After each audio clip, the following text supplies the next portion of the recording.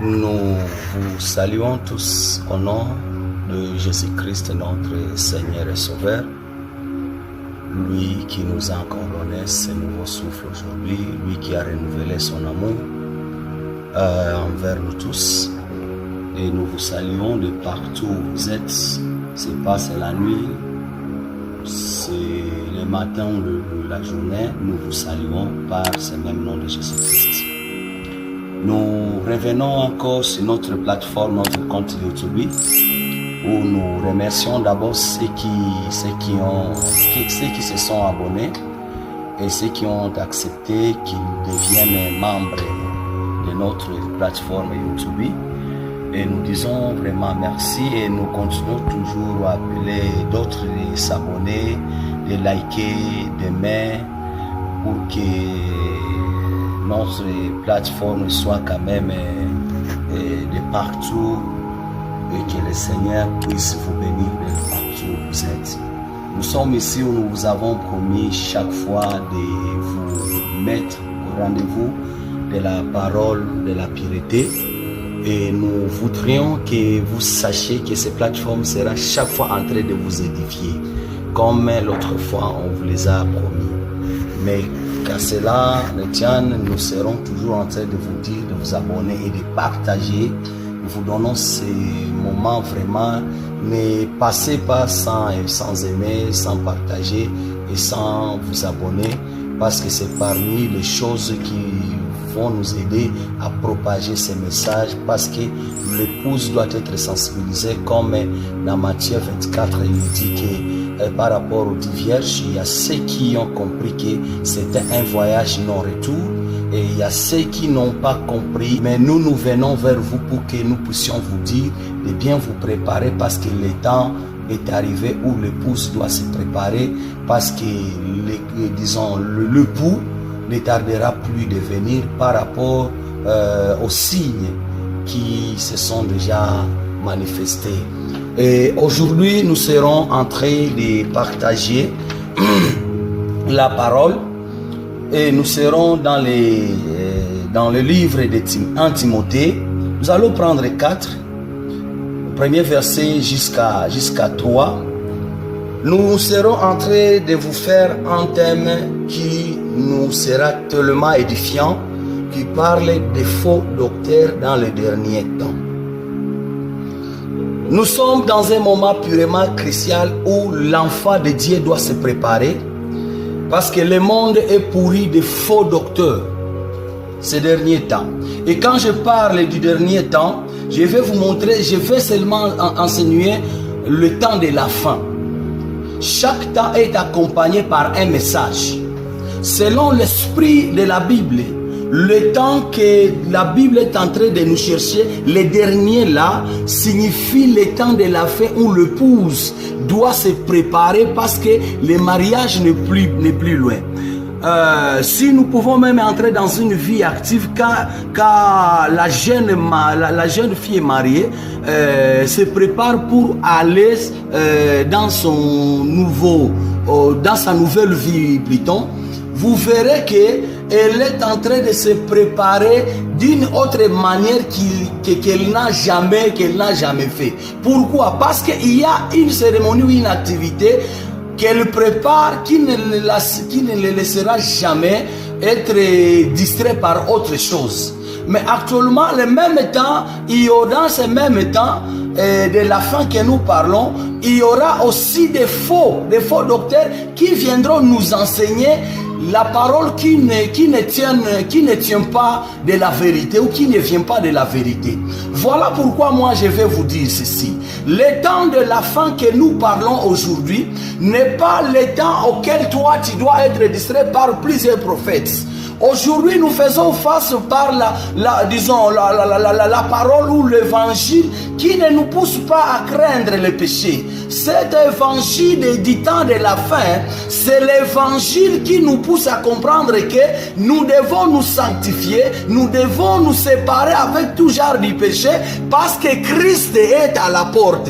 Nous devons comprendre que le temps n'est plus le temps de la distraction. Nous devons comprendre que le temps n'est plus le temps d'applaudir les hommes, mais c'est le temps où nous devons maintenant chercher comment nous sanctifier. Nous devons sanctifier nos vies afin que Christ lui-même qui sanctifie son Église puisse comprendre que sur la terre, à ce moment du temps de la fin, il y a l'épouse qui se prépare sérieusement. Mais actuellement, qu'est-ce qui se passe? Aujourd'hui, nous voyons des faux docteurs qui nous amènent des enseignements qui ne tiennent pas à l'évangile de la pureté. Nous voyons déjà que le temps auquel nous faisons face, au lieu de prêcher Christ comme la vie, nous prêchons Christ comme quelqu'un qui amène l'abondance.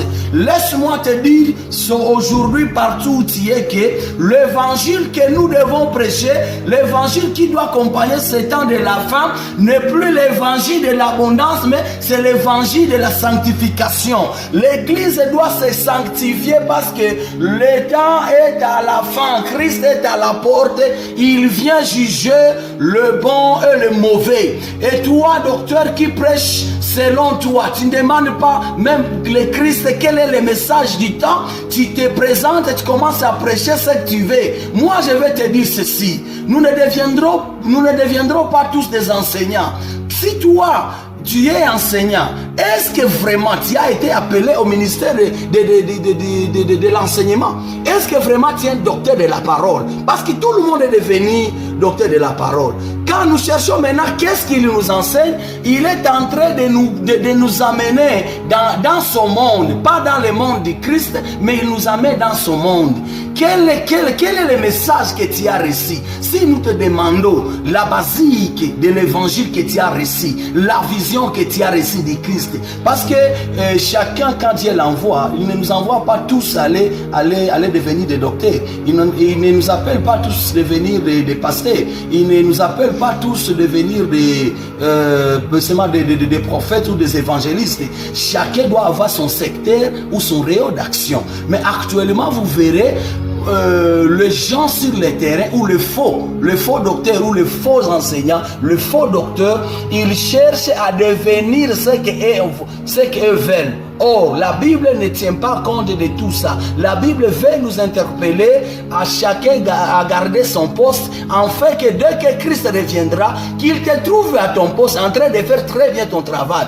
Voilà pourquoi Habakkuk est en train de crier que moi je me mettrai, je resterai à mon poste, voir ce que le Seigneur fera de moi. Donc il n'était pas quelqu'un qui prêchait selon les hommes. Cessez d'être influencé par des faux docteurs. Vous les enfants de Dieu, nous les enfants de Dieu, nous avons plus subi des gens ou des hommes qui ne sont pas venus vers nous avec un message, mais ils sont venus avec leur philosophie qu'ils ont reçue à la théologie, qu'ils ont reçu, c'est pas de leur doctrine. Et quand vous voyez la théologie et leur doctrine, vous comprendrez que ils ont reçu un message d'un mouvement philosophico-religieux. Ils n'ont pas un message clair, ils n'ont pas un message qu'ils peuvent donner à l'épouse. Voilà, aujourd'hui nous venons juste interpeller l'épouse de ne pas céder à n'importe quel message, parce que le message que l'épouse doit écouter, c'est le message de la sanctification. Si le message ou si les gens viennent vers toi avec la parole, mais ils ne commencent pas à présenter Christ. Donc s'ils viennent avec la parole ou la Bible, et que dans la Bible, on ne démontre pas Christ, il faut refuser ça. Écoute-moi bien, il faut refuser ce message. Au premier standard, nous devons présenter Christ comme la vie, comme l'homme du temps, comme l'homme qui est venu restaurer le monde, comme l'homme qui jugera les bons et les mauvais. Voilà pourquoi dans 2 Timothée 4, la Bible est en train de dire Christ qui jugera les vivants et les morts. Pourquoi les vivants et les morts? Parce que lui, il a la capacité, même si toi, le faux docteur, tu as mal enseigné la parole, tu as enseigné, tu n'as pas présenté Christ, même si tu mourais, Christ ira te chercher pour te juger. Donc ne pensez pas que dès que tu es mort, c'est fini. Les enfants de Dieu n'ont pas refusé à écouter le message de la sanctification. Mais le prédicateur ne prêche plus ça. Les prédicateurs ne sont plus prêts à prêcher le message de la sanctification. ils sont dans d'autres choses, ils s'embrient dans d'autres choses. Ils ne savent plus que Christ lui-même,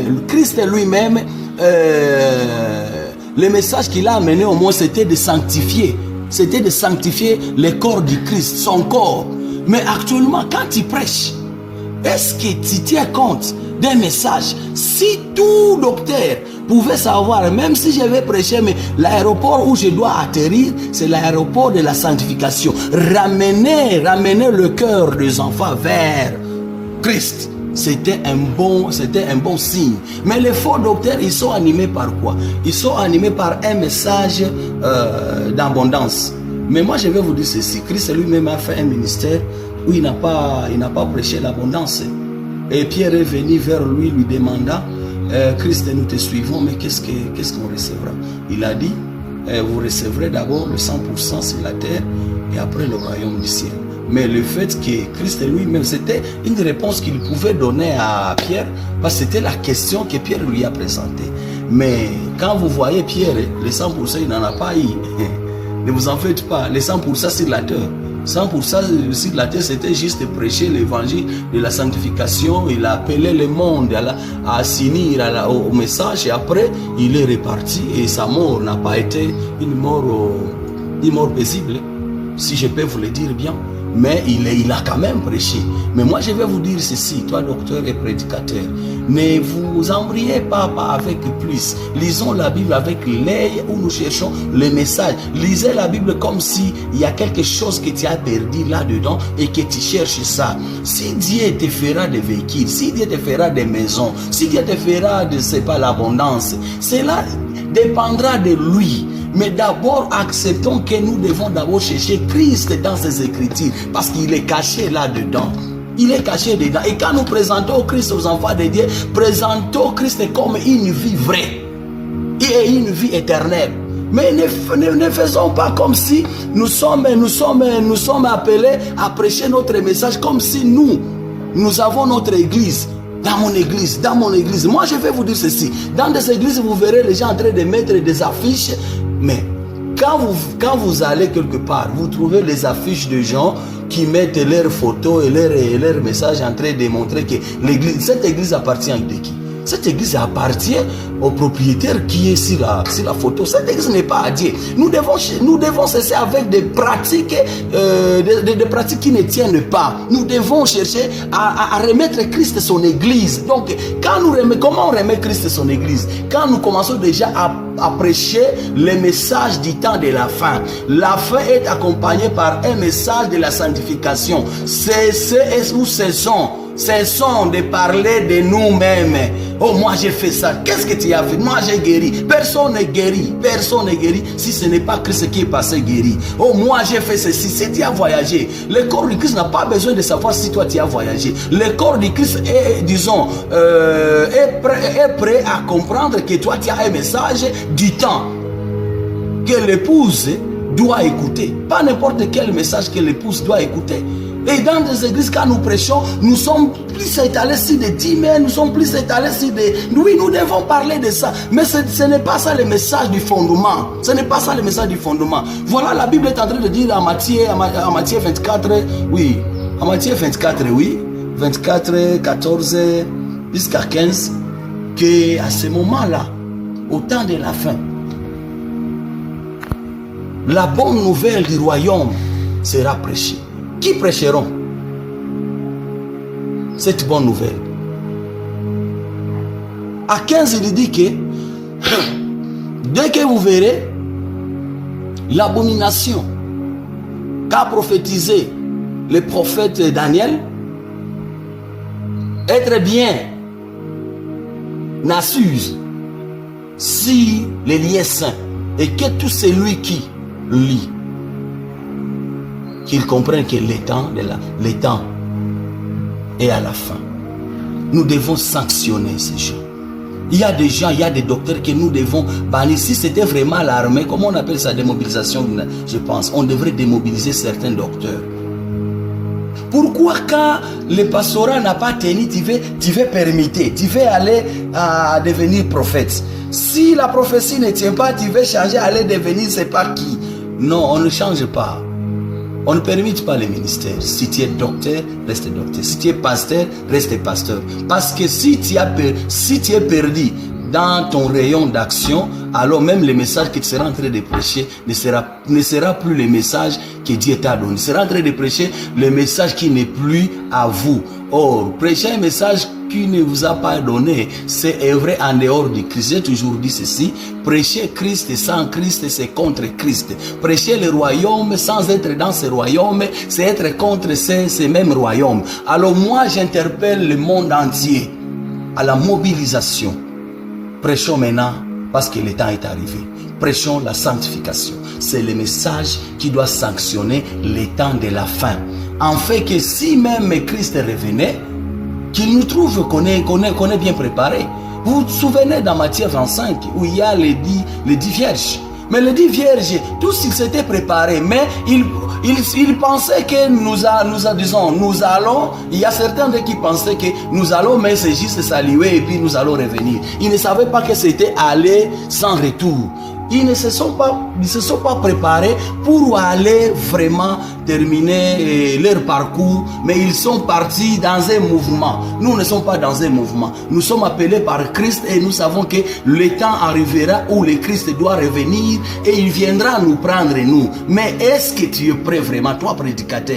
Le message que tu prêches, le message que tu as reçu, est-ce que si Christ revenait, tu seras vraiment enlevé? Si tu n'as pas ce message, aujourd'hui je te prie, revenez au bon sens de l'évangile. Parce que l'évangile, lui, elle-même te sanctionnera. L'évangile ne te laissera pas indifférent. L'évangile viendra vers tout pour te sanctionner positivement ou négativement. Maintenant, c'est à vous de savoir est-ce que moi je prêche. L'Église n'a pas refusé le message du temps de la fin qui est la sanctification. Mais nous, les prédicateurs, nous avons banni ce message de la sanctification et nous nous sommes maintenant étalés au mouvement philosophico-religieux. Nous prêchons la philosophie, nous prêchons, moi je prêche la révélation. Quelle est la révélation? Ça, ce n'est plus le temps de la révélation. Ça, c'est le temps seulement que nous nous branchons à la sanctification. Le temps de révélation est passé. Ce n'est plus ça. Ce n'est plus le temps de dire que moi, je vais prophétiser. Ce n'est plus temps. L'église n'a plus, vraiment, l'épouse n'a plus besoin de ça. Elle a plus écouté ces messages. Ok, c'est bon, on a prêché, la révélation, c'est bon. Mais ce temps est sanctionné par la sanctification.